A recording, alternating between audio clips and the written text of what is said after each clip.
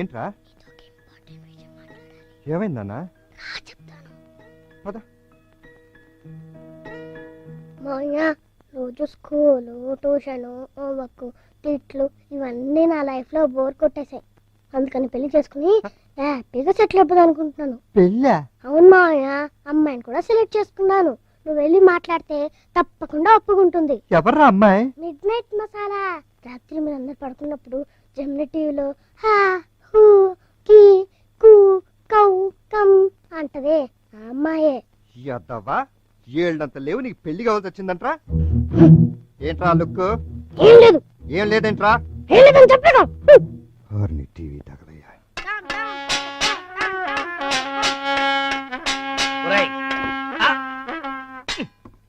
రాత్రిపూట అన్న రెస్ట్ తీసుకోరా. ఏం నకరాలా? ప్రేమ నువ్వు నాకు పోదు.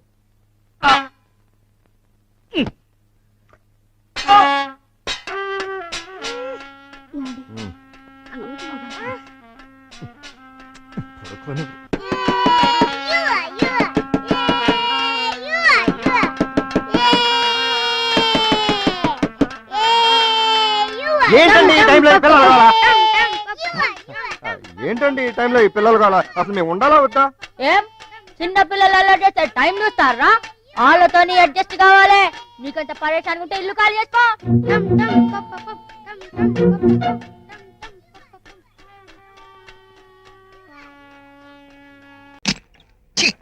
స్మోక్ నాకు పడదబ్బా. మరి ఏం పడుతుందబ్బా? నమస్కారం పెట్టు. నమస్తే సార్. ఎలాగని ఎవడీడు? ఐఎమ్ శ్యామ్. మీతో కొంచెం పనుండి వచ్చాను. కేబుల్ కనెక్షన్ కావాలా? లేదు సార్, లవ్ కనెక్షన్ కావాలి. లవ్వా? నాకు సిగ్గేస్తుంది బాబు. ఊరిని సిగ్గు సిటీ కేబుల్ స్పాన్సర్ చెయ్య. కొంచెం కంట్రోల్ అవ్వు. కుర్రాడు సిగ్గుపడుతున్నాడు. బాబు ఇంతకీ ఏంటి నీ కనెక్షన్? ఏమి లేదన్నా, ఇతను పక్క వీధి కాలేజీలో చదువుతున్న అనిత అనే అమ్మాయిని లవ్ చేస్తున్నాడు. నూన్ షోకి వెళ్ళడానికి 2 టికెట్లు కొన్నాడు. మెయిన్ గేట్ దగ్గరికి వెళ్ళి కలవాలనుకో 2 కిలోమీటర్లు ఉంది. ఇప్పుడు ఆ టైం లేదు. అన్న నువ్వే ఏదైనా ఐడియా చేసి అక్కడ అమ్మాయిని ఇక్కడ అబ్బాయితో కలపాలి అంతే. దీన్ని ఏమంటారా బావా? బ్రోకరేజింగ్ అని చెప్తారు. నువ్వు కూల్ డౌన్ బావా. అయినా మనం అలా ఎందుకు అనుకోవాలి? సమాజ సేవ అనుకోవచ్చుగా. ఓసీలో చాయ్ తాగేది సేవని చెప్తారు. ఏంట్రా ఇది? వద్దని చెప్పానా? నువ్వు చెప్తున్నాడు ఊరుకుంటున్నా. తర్వాత చూస్తున్నాం.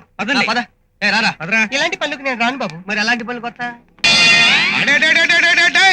మరమండ మట్టాల ప్రసంగా. ఇక్కడ నుంచి ఉమెన్స్ కాలేజీ మెయిన్ గేట్ 2 కిలోమీటర్ల దూరంలో ఉంది. చూడు మ్యాటర్ ఎంత సింపుల్ గా సాల్వ్ చేస్తాను. ఒరే బావా, చందాకరని ఈ విధంగా ఉపయోగించిన మొట్టమొదటి భారతీయుడు నువ్వేరా. మరి ఏమనుకున్నావు?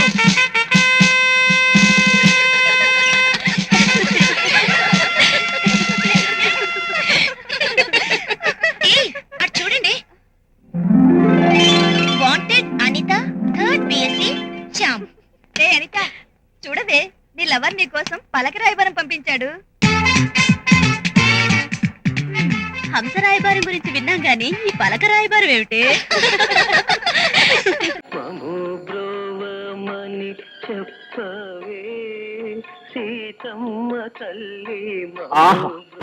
వండర్ఫుల్.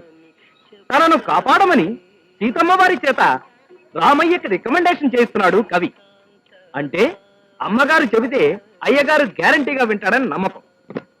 కాబట్టే కవులు అలాంటి పాటలు రాసి పాడి వాళ్ళ ప్రాబ్లమ్స్ ని సాల్వ్ చేసుకుంటున్నారు. ఒరేయ్, తొందరగా స్నానం చేసి ఆఫీసుకు పో. అసలే మీ ఆఫీసర్ తిక్కవేధం అని చెప్పావు. ఏడ్చాడు యూస్లెస్ ఫెలో. నాకు గాని తిక్కరేగిందంటే నేను పాడటం మొదలు పెడతాను. మము బ్రోవమని చెప్పవే ఓ బాసు పెళ్ళాం. మము బ్రోవమని చెప్పవే ఓ బాసు పెళ్ళాం. ఏమైంది ఆగిపోయావు?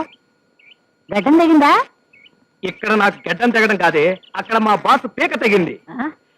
నన్ను బ్రోవమని చెప్పవే ఓ బాసు పెళ్ళాం.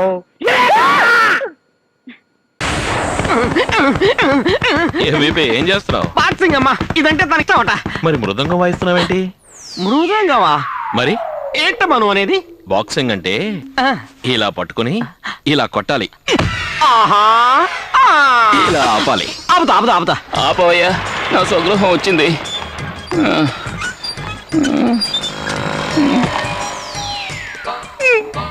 ముందు హనుమంతుళ్ళ నించో.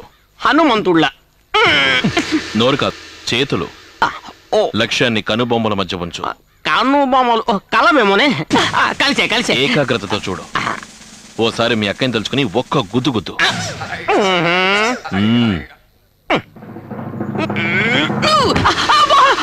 ఏంటి ఏమైంది? కదలంటుంది. చూడమ్మా, ఏ? ఓ ఐడియా చెప్తాను. ఏంటి? పని చేర్చకం పంచుకుందాం. ఎలా? నువ్వు కొట్టు, నేను పట్టుకుంటా.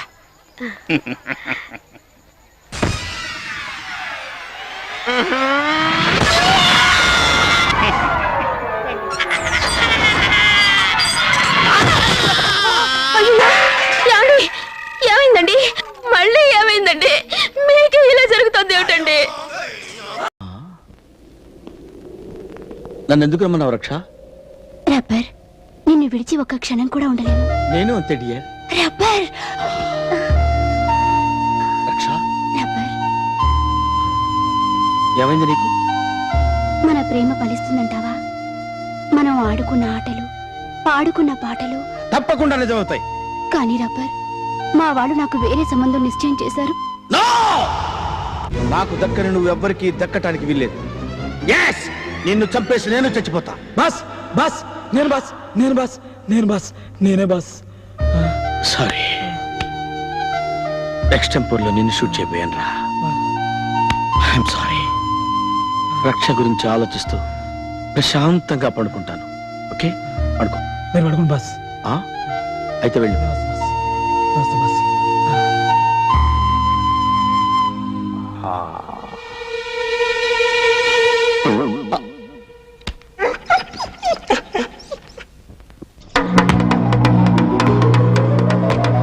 Tiger come on.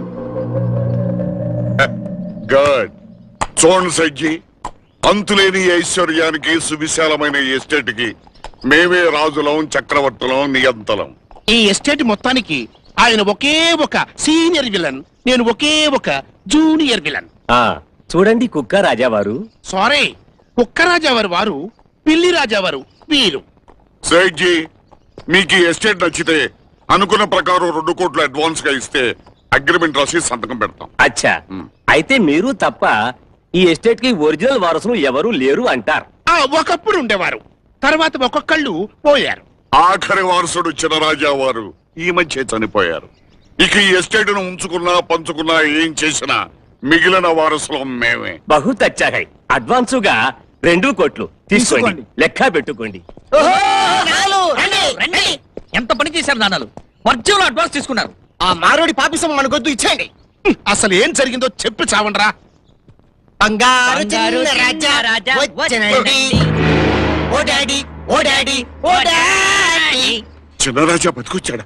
ఏం కుక్క రాజా పిల్లి రాజావారు చిన్న రాజా చచ్చిపోయాడని మాకి మాయ చేసి అడ్వాన్స్ ఫిరాయించాలని మోసం చేస్తారా? కాతారా సింహాజీ రథోలారా, సిల్కు చీరలో వచ్చిన మహాలక్ష్మిని చేతులారా పోగొట్టారు కదా. అయినా అన్నలు గారు, చిన్నరాజా చచ్చిపోయాడు కదా, మళ్ళీ ఎలా బతికొచ్చాడు?